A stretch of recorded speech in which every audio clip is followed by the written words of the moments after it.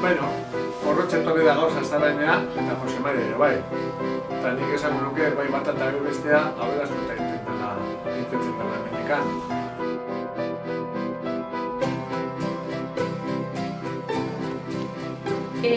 Ikusi dugu beti bezperako koplak laburmetrai da, animaziozko laburmetrai bat. Eta, Maialen Lujanbion koplatan oinarrituta dagoen laburmetrai bat da. Nik beste ia 30 partairekin batera egin dutena. Aipatu dugu euskara badala komunikatzeko, elkarrekin hitz egiteko tresna bat, baina hori baino gehiago ere badala.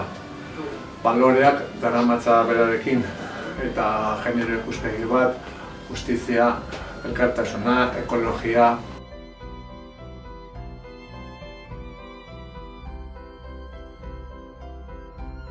Zelan lortu dugun bertsoa beste disiplina bategazen hastea eta elkarlanean ipintea biek. Talde lan bat zelan osatu dugun ondo.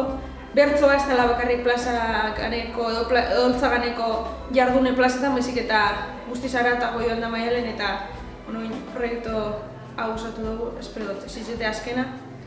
Eta hori ni oso gustora sentidunaz.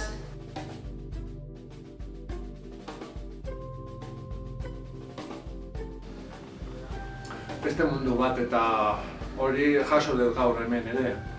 Euskal Herri osotik etorritako gazteak, bertsolaritza, antzerkigintza, literatura, emozioak, harremanak, herri bat garela, partekatzen nahi dianak hemen, eta haiengandik ere eman eta jaso egin dut, eta aberasutan joa eta